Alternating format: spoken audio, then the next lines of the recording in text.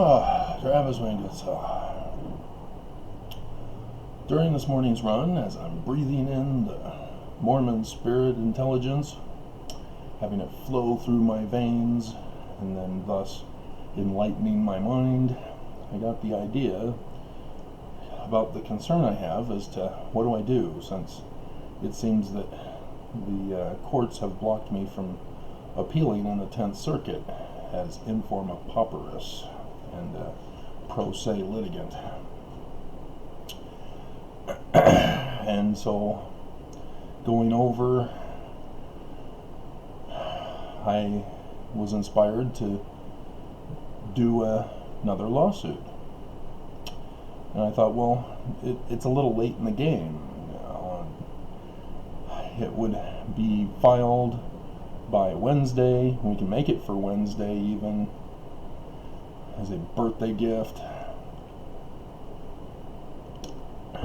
But I'd have to wait for the clerks to assign it, well, a judge to be assigned, and clerks to give it a file number, and that will take time. And then I realized, wait a minute, no, this is actually a good idea if I do it for they're using the coronavirus as a viral weapon against not only unbelievers but against believers. And since it has to be about me, because I'm the one who's filing, I have to show that they're purposely attacking me.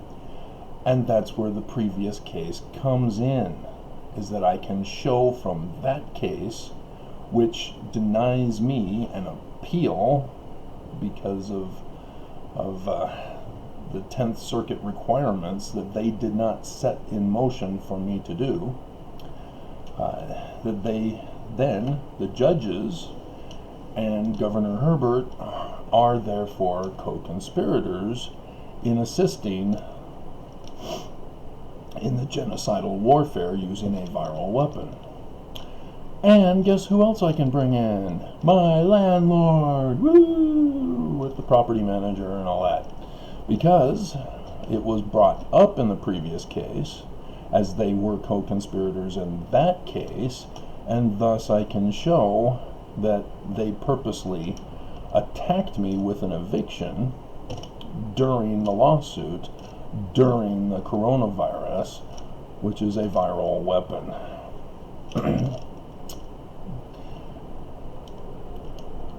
And I can also show that Governor Herbert and medical doctor, CEO of the company, the corporation, purposely neglected medical advice back in February to shut everything down. They refused to listen. They allowed it to escalate. And thus, when they did shut it down, it was too late. It was going to take some time to to control the virus. But they couldn't stay shut down for very long, could they?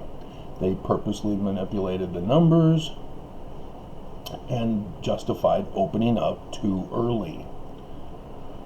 And that resulted in an escalation of the virus. Thus the genocidal warfare using a viral weapon. And now they've opened up schools. What's happened? 1,000 kids are quarantined. That's the word that's been used. Quarantined. Now, if the press are also involved for mislabeling what happened to those students, because you only are supposed to be quarantined, and this was explained very clearly in the beginning. You quarantine when you are diagnosed with the virus. You have to be quarantined, separated from everybody. You can't go home. You have to be quarantined where you are. And ideally, it's supposed to be in a hospital where you get tested so that you can be quarantined in a hospital and thus be taken care of. If you're isolated, It means that you have been in contact with someone who has tested positive for the virus, who is now quarantined. They made that very clear for us in the beginning. So if the news is still mislabeling what happened to those teenagers and other students in Utah, that they're not quarantined, that they're in isolation, then yeah, the press would then be exposed in this case.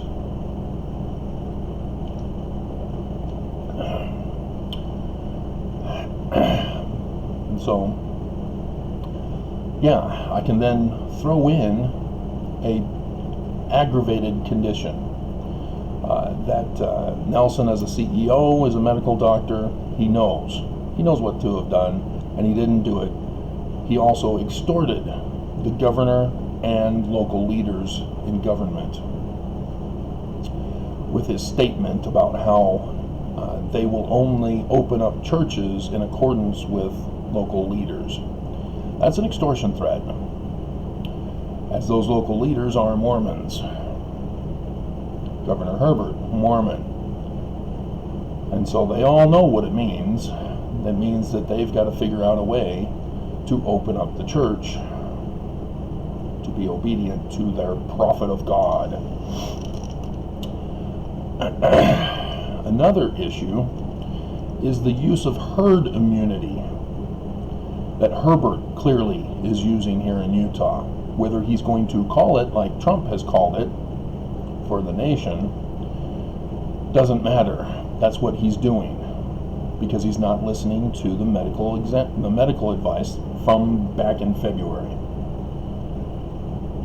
And so we've been informed herd immunity does not work on humans. It is an animal practice for farm animals.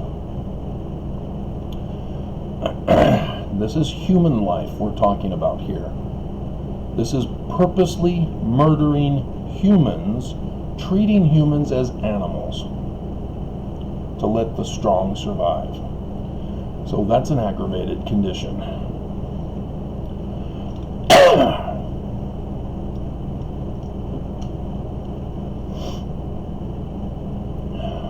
And then I can also throw in the aggravated charge of their predisposition, their premeditated planning for this. Joseph Smith in the Doctrine and Covenants said he gave extra information about the last days. Mormons call it prophecy. He said a desolating scourge, I believe even a virus, plague or virus, let's verify here. Doctrine and Covenants 45, and it starts with, yeah, desolating sickness. 24 is where it starts, but it's a few verses in. Let's see, yeah, 31. And there shall be men standing in that generation that shall not pass until they shall see an overflowing scourge, for a desolating sickness shall cover the land. Now this is in 45. Remember, he's talking about the signs of the last days. That desolation shall come upon this generation. I wonder if that's the sickness. Interessante. Yep. Signs of my coming in the day that I shall come in my glory in the clouds of heaven. That's the sign of the Son of Man in heaven. You know, Mormons have thought, oh, he's going to be a spaceman without a space helmet, because he's God, he can do anything, just like the Trinity God. But we don't believe in Trinity. We believe in three separate physical beings who can violate the laws of physics. Mormons. Alright, so let's, yep, signs of the coming of the Son of Man. There it is in 39. And there's 42. The sun shall be darkened, moon turned to blood, stars fall from heaven. So yes, I can now say, premeditated, that the Church of Jesus Christ of Latter-day Saints knew of this, knew of the threat. And it's not a supernatural prophecy thing. I can go through history, show that the church had murdered Joseph Smith, being infiltrated by Johann Weishaupt's Illuminati through the Scottish Rites Freemasonry. I can show that they, as Scottish Rites Illuminati, found out that the Smiths stopped their plans in 1826 with the anti-Mason movement. Yes, the Smiths caused that. Did you know that? Smith Sr. specifically. Joseph was just a youngin'. He was only tasked with doing his magic hat trick with Martin Harris, who was the money for the publication of the book. All Knights Templar stuff, guys. York Rites, Knights Templar. There is no magical god thing that's involved. There is no physical god who can violate the laws of physics. That's the one thing Mormons have forgotten, is that in order for God to be a physical being, he has to conform to the laws of physics, which means he can't breathe in space unless he is a sun god, which means a whole different laws of physics are involved, but not different, just different physics laws, not different physics. We're making up physics. And so Mormons can't understand that, because the current church, the evil empire that has taken over Joseph's organization, has led Mormons to believe that, oh yes, when Joseph Smith wrote in 1838 that he was told before he joined the Methodist Church not to join any church, that he actually saw face to face, without having received without being baptized, without receiving the gift of the Holy Ghost, without becoming a high priest, in order to go into the Holy of Holies to see God face to face. Yes, this little boy was able to see God and Jesus Christ face to face. And Mormons still are not getting that it's code and not an actual event, as the church is wanting to celebrate it as a bicentennial year. It's a code that Joseph Smith received the keys to be the Messiah. Just as Jesus Christ in the Book of Mormon appears to the Nephites at Bountiful and gives Nephi the keys to run the church. And then he's gone. He doesn't stick around to reign as the King of Kings, Lord of Lords on the throne of the Nephites for a millennial reign of peace. No, the millennial reign of peace, which ends up only being 400 years, and even that, not even that long. Yeah, it's all coded symbolism. And so Numbers chapter 12, I believe verse 6, is when it gets to the actual manner in which God himself chooses his restoring prophet. But yeah, because Miriam and Aaron thought that they could run the church better than Moses. And so the Lord himself comes down to the tabernacle and says, "What the bleepity bleep are you guys thinking? I will choose him in a dream." And thus the burning bush is now revealed in Numbers chapter 12 as just being a dream. It wasn't a real event that took place, as all Christians and Jews think. Jews should have known better. You have Numbers. That's also part of the Torah. So, none of that supernatural crap. And so, yeah, I can use all that for a lawsuit. So, yes. I do have to do something because my landlord has been caught, and I get to use this as an aggravated thing for them. I was going to do a separate lawsuit just for them, but now I can bring in as a co-conspirator, which would be a RICO conspiracy case again, their actions not being licensed for this whole year and attempting to cover it up by fraudulently being relicensed in the hopes that they will avoid punishment and be able to get away with their fraud and what they're doing by having relicensed their healthcare part of it. So, yeah, this might work because the federal filing is already on the docket, and I can show in there that their failure to follow the law in that case resulted in my inability to file an appeal. And so this lawsuit then becomes the appeal in that method. And then thus it's a whole new filing so that it doesn't violate being the same as the previous case, which had to do with the 2008 false arrest of myself.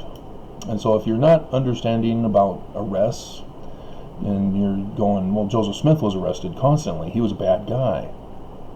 What happened to William Morgan? Yes, he was falsely arrested over and over. The second time, it was clear they had sent their message.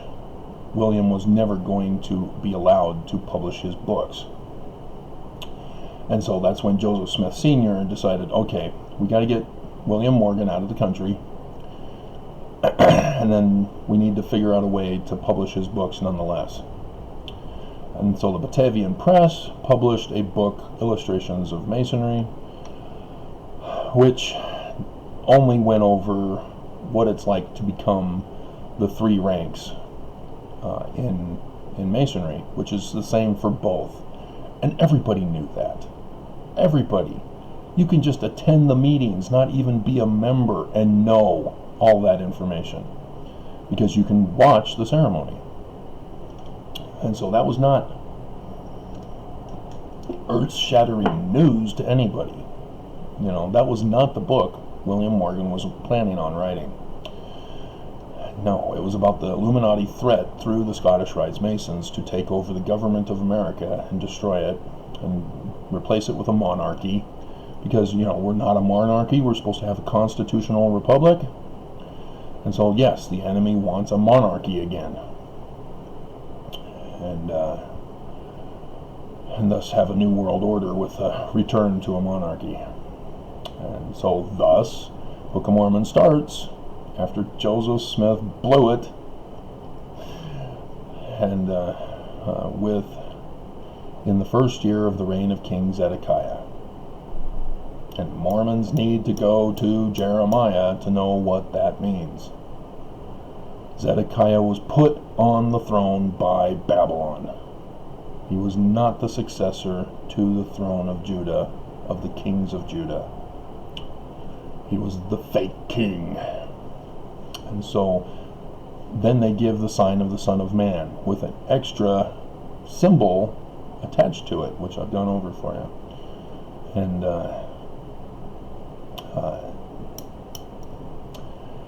they were telling us in the first year when the Illuminati will take over America with putting a puppet king on the throne of America will be when the sign of the Son of Man occurs.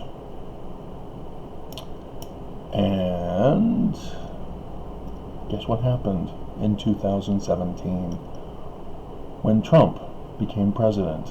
And everybody was saying, hey, there's this Russian involvement going on. Interesting that the Russian seal is the Scottish Rite seal. America has the Illuminati seal on our dollar bill. You know, well, the Scottish Rites is the two eagles, and Trump was creatively given his own Trump seal with the 2 eagles of the Russian Scottish Rites and golf clubs. I was kind of disappointed that they didn't invert the stars. Oops. Maybe they can redo it. But Albert Pike's letter to Giuseppe Mazzini confirms the Illuminati Scottish Rites connection and Lucifer, the doctrines of Lucifer, thus tied to the church, as the religious doctrines of Lucifer, with the signs on the Salt Lake Temple and the Seagull Gate, which I can bring up as evidence, as well as the Nauvoo Temple, showing the symbolism of having murdered Joseph Smith and building a temple in celebration of his murder. So, yeah, I'll work on that today, I guess, so that we'll have something going on. And the request for relief, title vestment. I found out I can do title vestment as a request for relief. Huh.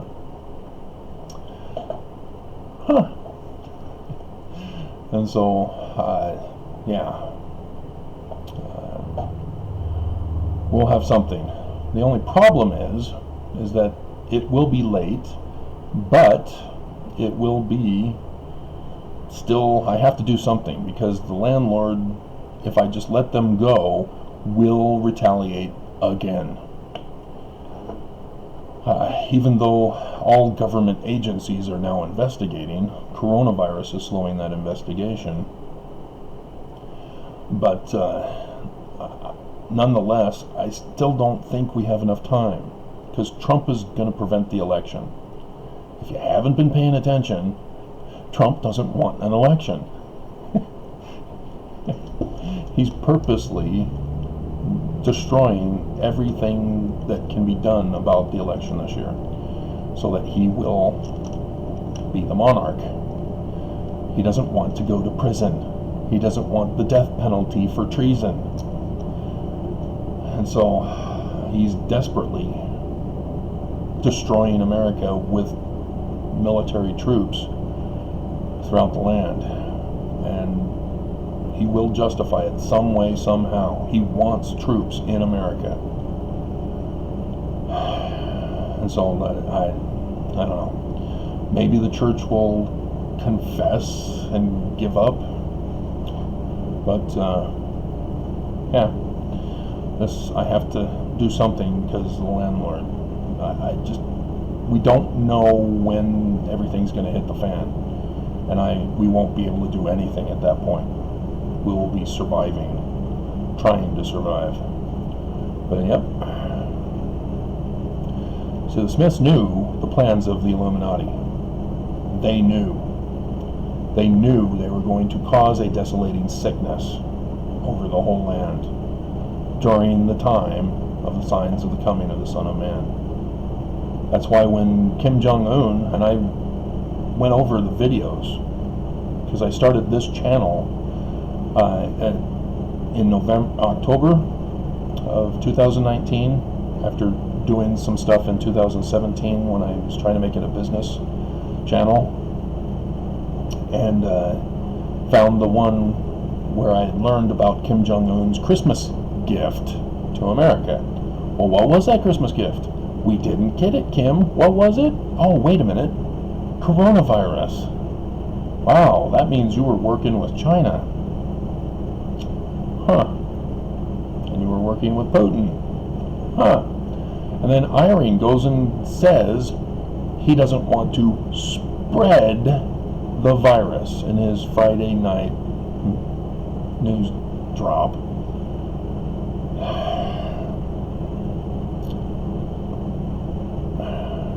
You can't spread the virus if you don't have the virus. All he had to say was something other than what he said, but he confessed to having the virus.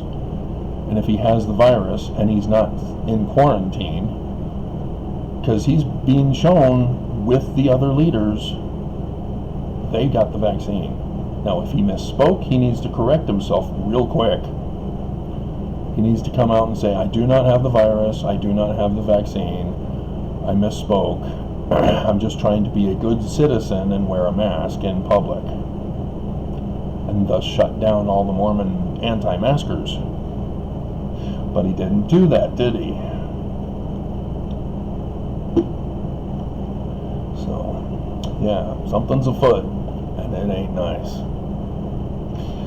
Prophecy is being fulfilled in these latter days. So we'll see what I can get going.